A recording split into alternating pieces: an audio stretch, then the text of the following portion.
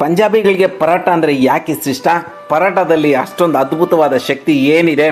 ಹೌದು, ಈ ಎಲ್ಲ ವಿಷಯಗಳನ್ನು ನಿಮಗೋಸ್ಕರ ನಾನು ಒಂದೊಂದಾಗಿ ಬಿಡಿ ಬಿಡಿಯಾಗಿ ಬಿಚ್ಚಿಡ್ತೀನಿ. ಇವತ್ತಿನ ರೆಸಿಪಿ ಪನ್ನೀರ್ ಪರೋಟ ಮಾಡುವ ವಿಧಾನ ಇಲ್ಲಿದೆ, ನೋಡ್ಕೊಳ್ಳಿ. ಈ ರೀತಿ ಏನಾದರೂ ಒಮ್ಮೆ ಟ್ರೈ ಮಾಡಿದ್ರೆ ನೀವು ಪದೇ ಪದೇ ಇದೇ ಥರ ಮಾಡ್ಕೊಂಡು ತಿಂತಾ ಇರ್ತೀರಾ.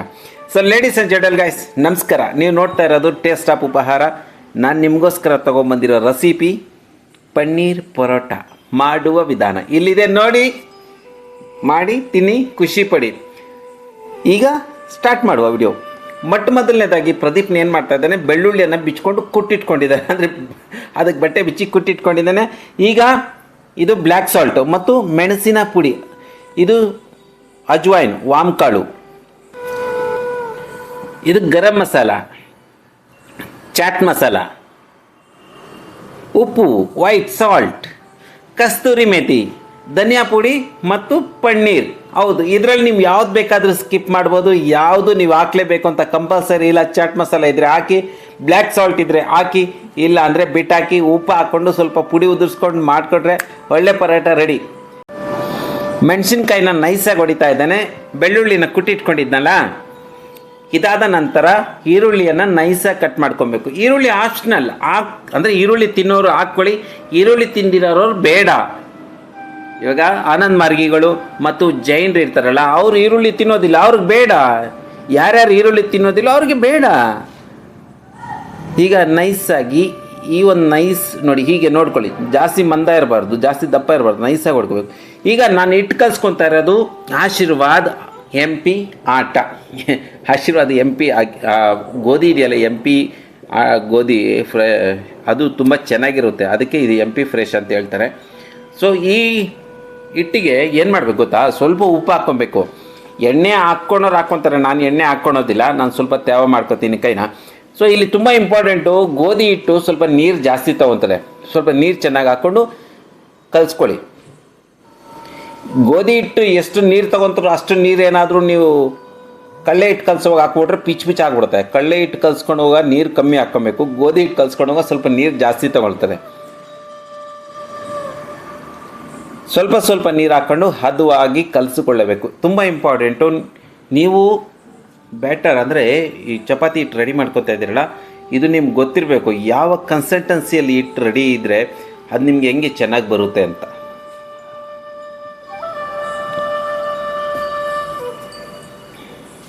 ಈ ರೀತಿಯಾಗಿ ಚೆನ್ನಾಗಿ ಗುದ್ದಿ ಬ್ಯಾಟರ್ ರೆಡಿ ಮಾಡ್ಕೊಬೇಕು. ಆ್ಯಕ್ಚುಲಿ ಹಿಂದಿಯಲ್ಲಿ ಇದನ್ನು ಡೋ ಅಂತಾರೆ, ಮೈದಾ ಡೋ, ಗೆವುಂಕ ಆಟ.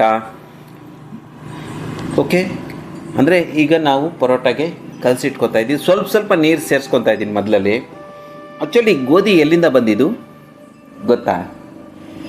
ಭಾರತಕ್ಕೆ ಗೋಧಿ ಎಲ್ಲಿಂದ ಬಂದಿದ್ದು ಕಮೆಂಟ್ ಮಾಡಿ, ಇಲ್ಲಾಂದರೆ ನೆಕ್ಸ್ಟ್ ಟೈಮ್ ನಾನು ಪರೋಟ ಮಾಡುವಾಗ ಹೇಳ್ತೀನಿ ಎಲ್ಲಿಂದ ಬಂದಿದ್ದು ಅಂತ.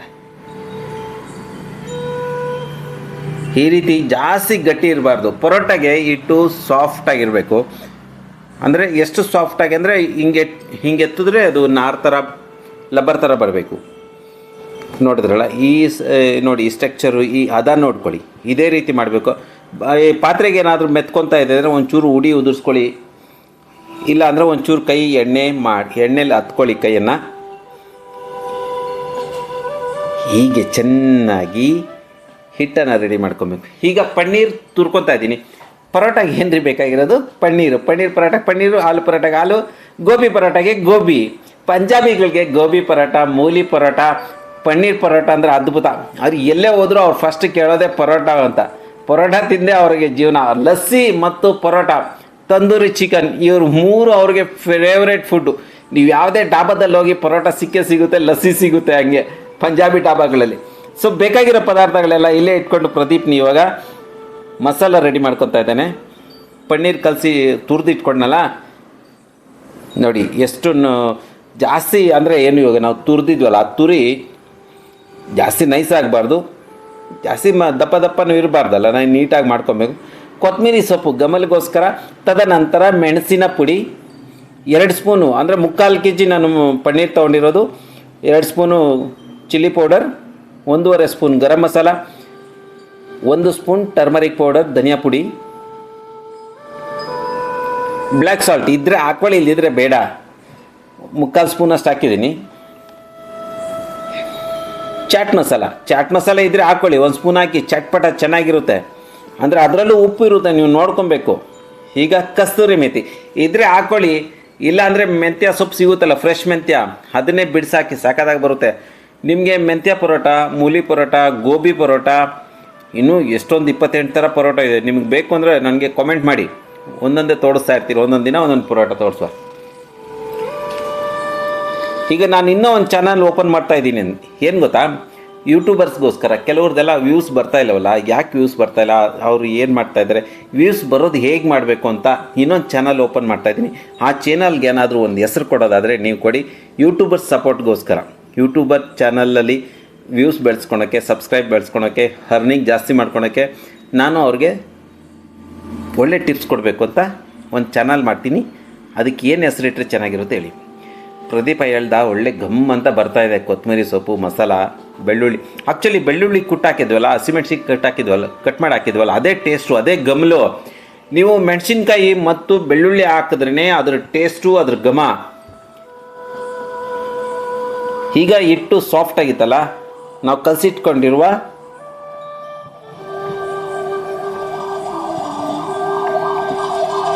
ಪನ್ನೀರ್ ಮಸಾಲ ಹೀಗೆ ಇಟ್ಟು ನೋಡಿ. ಇಲ್ಲಿ ತುಂಬ ಇಂಪಾರ್ಟೆಂಟ್. ನಾವು ಒಬ್ಬಟ್ಟಿಗೆ ತುಂಬ್ತೀವಲ್ಲ, ಆ ರೀತಿ ತುಂಬಿ ಈ ರೀತಿ ಮುಚ್ಚಿಬಿಟ್ಟು ಕ್ಲೀನಾಗಿ ಈ ರೀತಿ ಗುಂಡಿಗೆ ಮಾಡ್ಕೊಬೇಕು.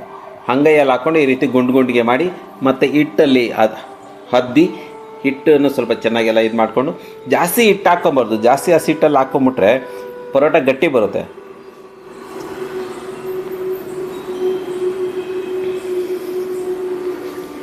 ಈ ರೀತಿಗೆ ಮೆತ್ತಿಗೆ ಲಟ್ಟಿಸ್ಕೊಬೇಕು. ಈಗ ರೆಡಿಯಾಗಿದೆ. ಈಗ ಸುಡುವ.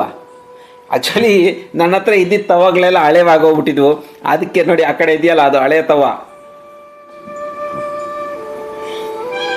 ಈ ವಿಡಿಯೋಗೋಸ್ಕರ ಹೋಗಿ ಒಂದು ತವ ತೊಗೊಂಬಂದೆ.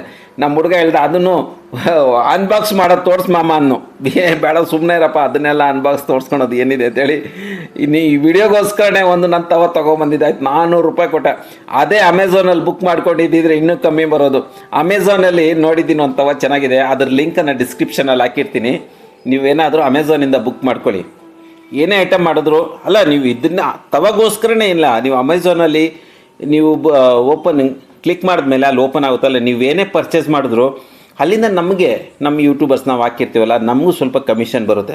ನಿಮ್ಮ ದಯೆಯಿಂದ ನೀವೇನೇನು ಪರ್ಚೇಸ್ ಮಾಡ್ತೀರೋ ನಮ್ಮ ಡಿಸ್ಕ್ರಿಪ್ಷನಲ್ಲಿ ಹೋಗ್ಬಿಟ್ಟು ಅಮೆಝಾನಿಂದ ಓಪನ್ ಮಾಡಿ ಏನೋ ಒಂದು ಪದಾರ್ಥ ತೊಗೊಳ್ಳಿ. ಅದರಿಂದ ನಮಗೂ ಸ್ವಲ್ಪ ನಿಮ್ಮ ಕೈಯಿಂದ ಏನು ಹೋಗೋದಿಲ್ಲ. ಅಮೆಝಾನ್ ಅದು ಅಮೇರಿಕಾ ಕಂಪನಿ ಅಲ್ವಾ, ಸ್ವಲ್ಪ ನಮಗೆ ಕಮಿಷನ್ ಕೊಡುತ್ತೆ ನೀವು ತೊಗೊಳೋದ್ರಿಂದ. ದಯವಿಟ್ಟು ಹಾಗೆ ಮಾಡಿ. ಹೆಂಗೂ ನೀವು ಮನೆಗಳವರು ಎಷ್ಟೊಂದು ಜನ ಅಮೆಝಾನಿಂದ ಬುಕ್ ಮಾಡ್ತೀರಾ. ಮಾಡಬೇಕಾಗಿರೋದು ಇಷ್ಟೇ, ನಮ್ಮ ವಿಡಿಯೋ ಡಿಸ್ಕ್ರಿಪ್ಷನಲ್ಲಿ ಹೋಗಿ ಅಲ್ಲಿ ಲಿಂಕ್ ಇರುತ್ತೆ, ಅದನ್ನೆಲ್ಲ ಓಪನ್ ಮಾಡಿ ನೀವೇನೇ ಐಟಮ್ ತೊಗೊಳ್ಳಿ, ನಿಮಗಿಷ್ಟ. ನಾವು ಹಾಕಿದ್ದೆ ತೊಗೊಬೇಕು ಅಂತಿಲ್ಲ. ಸೊ ಪರೋಟ ಚೆಂದ ರೆಡಿ ಆಯಿತು. ಇದು ಪನ್ನೀರ್ ಪರೋಟ ರೆಡಿ ಆಯಿತು. ಈಗ ಮಾಡ್ತಾ ಇರ್ಬೋದು ಗೋವರ್ಧನ್ ಸ್ಲೈಸ್ ಚೀಸ್ ಪರೋಟ.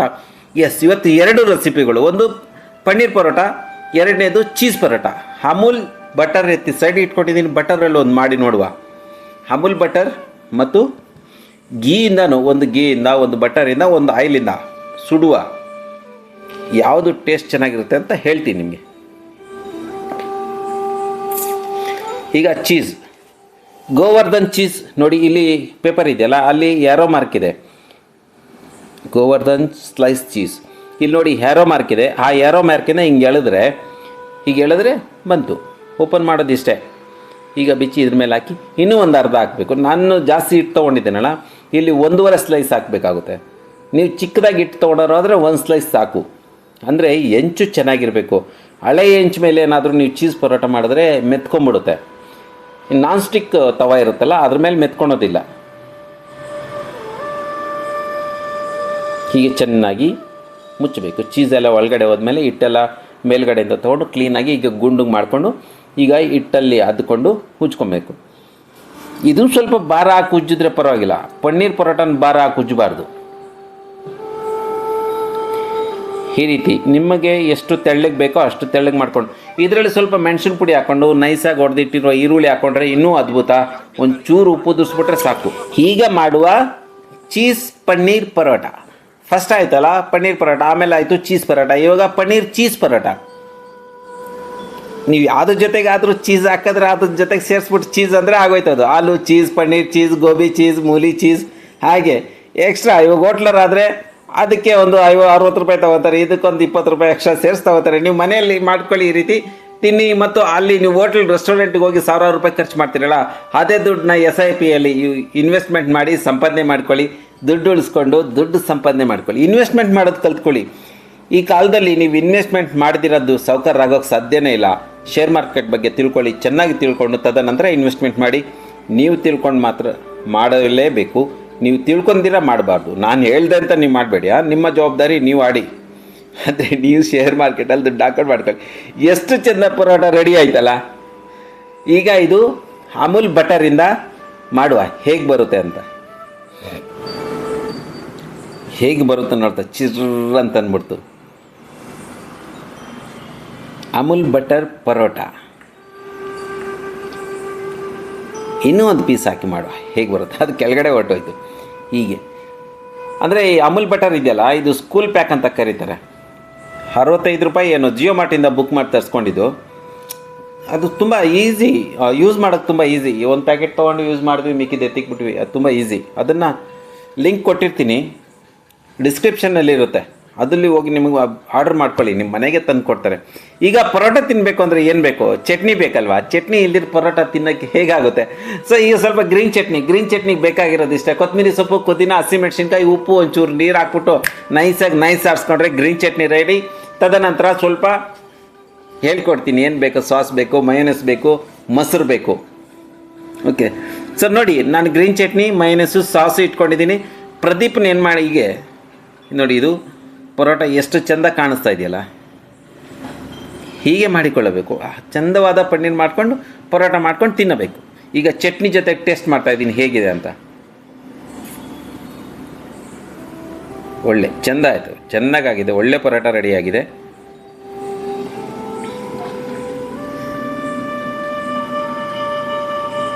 ಈಗ ಇದನ್ನು ಕಟ್ ಮಾಡಿ ತೋರಿಸ್ತೀನಿ. ಚೀಸ್ ಪರೋಟ ಅಂದರೆ ಸ್ವಲ್ಪ ತಣ್ಣಗಾಗೋಗಿದೆ, ನಾನೆಲ್ಲ ಜೋಡಿಸ್ಕೊಂಡಷ್ಟು ಸ್ವಲ್ಪ ಟೈಮ್ ಹಿಡಿಯುತ್ತೆ. ಈಗ ತಣ್ಣಗಾಗೋಗಿದೆ, ಆದರೂ ಹೇಗೆ ಕಾಣಿಸುತ್ತೆ ನೋಡಿ.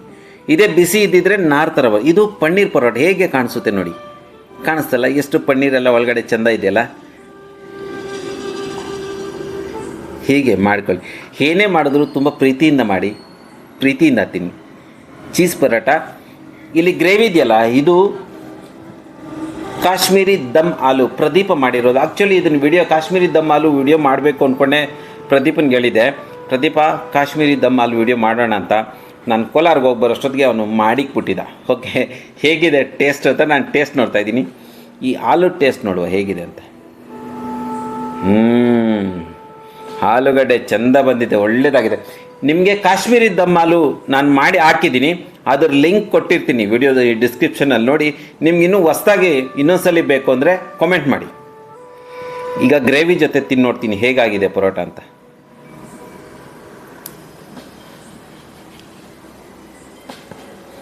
ಒಳ್ಳೆ ಪರೋಟ ಆಗಿದೆ, ಚೆಂದಾಗಿದೆ. ನಾನು ನಿಮಗೆ ಏನು ಹೇಳ್ತೀನಿ ಗೊತ್ತಾ, ತುಂಬ ಒಂದು ಒಳ್ಳೆ ಮಾತು ಹೇಳ್ತೀನಿ.